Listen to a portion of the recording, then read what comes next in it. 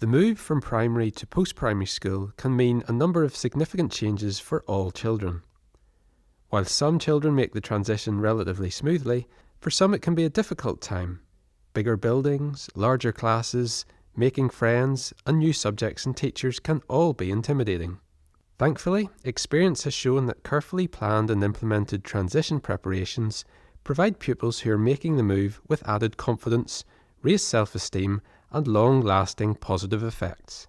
Here in Belfast, the Greater Shankill Partnership, working in collaboration with the Belfast Model School for Girls and Belfast Boys Model, have developed a community-based programme to facilitate and enrich the transition phases for the pupils of both schools. In this ESaGS programme, we discover more about how this community-based intervention is planned for and delivered, and ultimately how the collaborative nature of the programme is making the moving on for pupils a positive experience. We have a very long standing relationship with the Greater Shankill Partnership here in the Belfast Model School for Girls.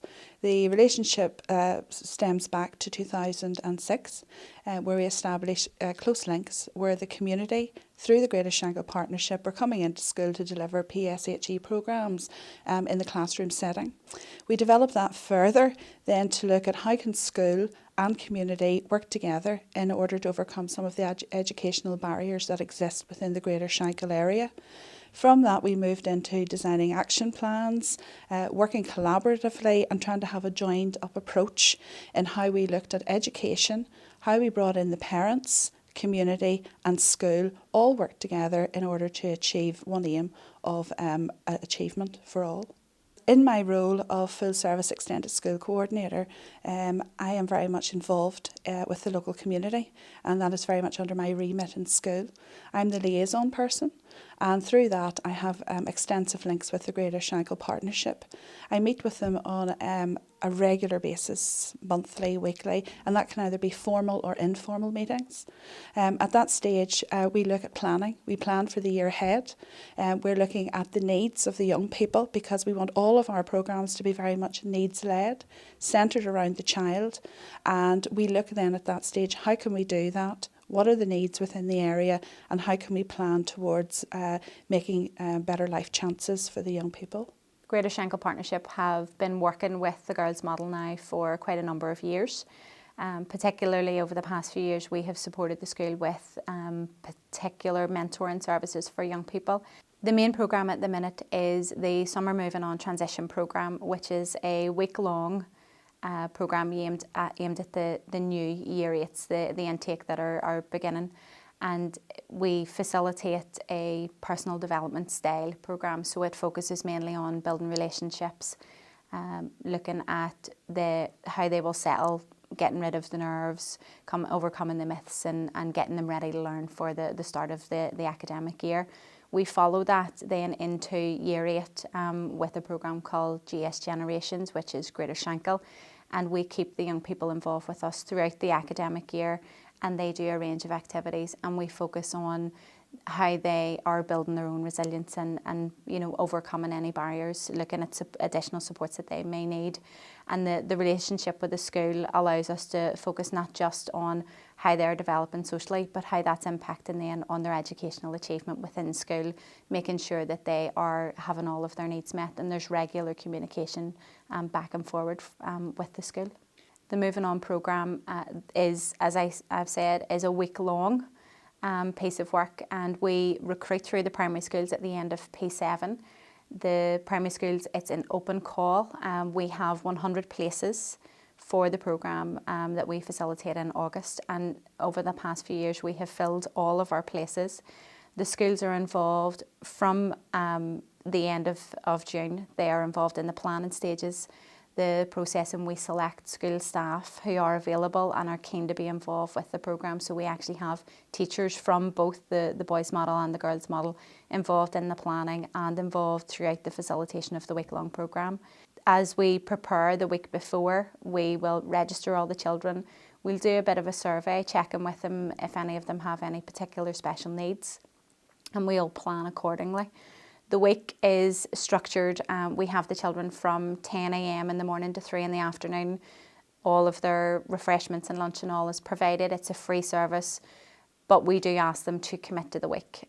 We don't like them coming in maybe for one day.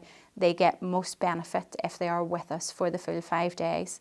And we plan the programme so that it coincides with the Girls Model Fun Day, which is their induction day for their Year 8s, and the girls that are involved in the programme are brought to the school on the final day to be part of the fun day process and the school's actual induction.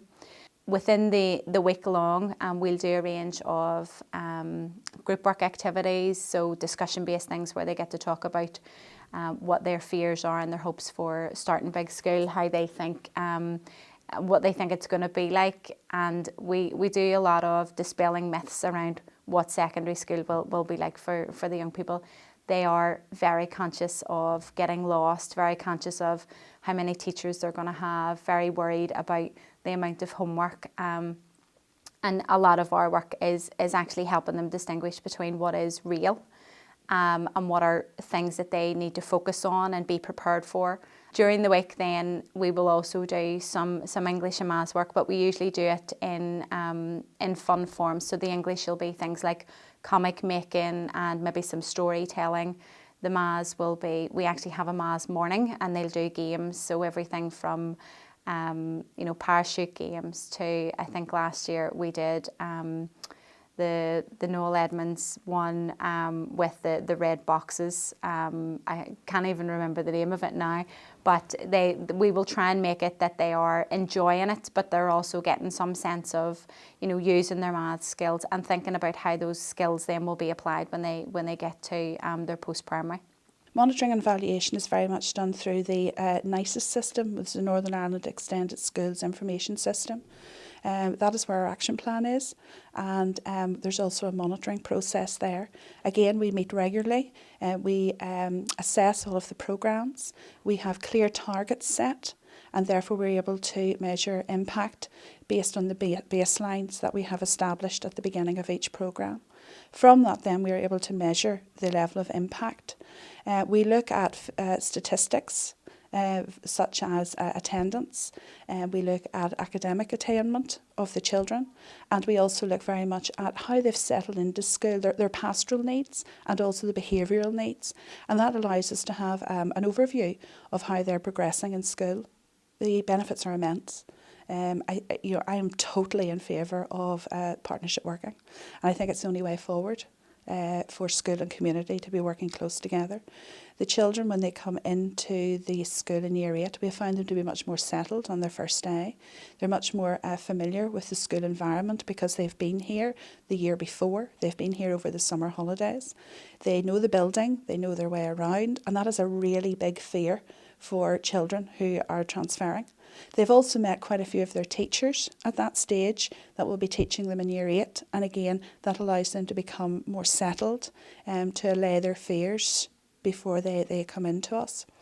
I see the impact, it's very, very positive with the girls. We're finding that the pupils are coming in with increased levels of confidence and self-esteem.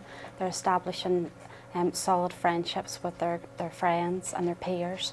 They are very familiar with the school. They're able to come into the school and establish themselves. They are able to navigate their way around, which prevents them from having any fears. Attendance is improved, breaks down any barriers to learning, and I know that it has helped many girls settle in much, much better, and they've been able to find their self in the school much, much more easily. Through the programme as well, we can identify areas then where there are maybe areas of concern. Maybe there are attendance issues with some of the children. They maybe have a history of poor attendance in primary school. We can then pick up on that over the summer holidays and put a plan in place for them coming in Year 8. And working hand in hand with community, we then put in strategies where we can overcome that barrier, which would potentially be a very big barrier to their learning. After the initial programme, we offer the young people the opportunity to remain involved for the GS Generations programme for the first year.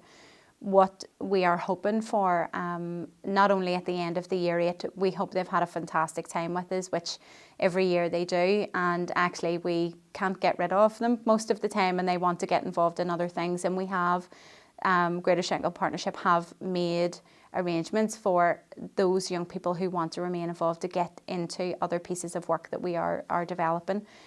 We're hoping that over a period of time, what we will do is support the children to achieve more within their educational experience.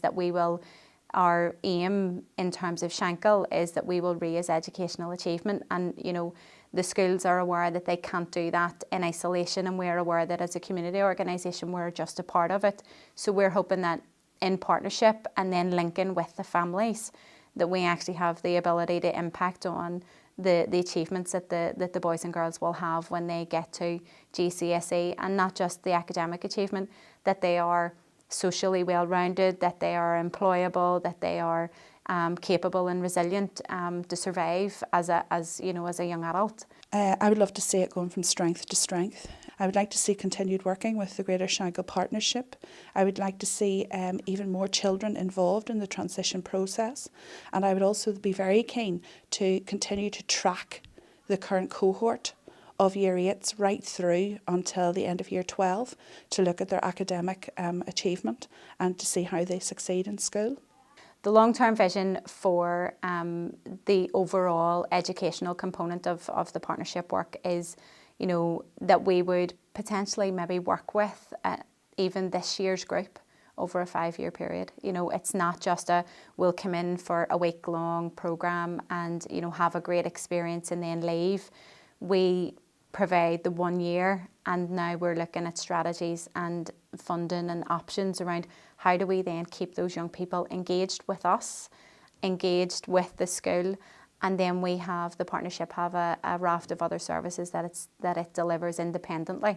Key to that is communication with the school, partnership working, and making sure that we're actually all working to the same kind of guiding principles, that at the core of it, it's about making sure that the young people get the best experience that they can and achieve what they need out of the relationship with us. I really feel the programme has been of great benefit. The children are much more settled in school, much more ready to learn, and we would like this programme to go from strength to strength.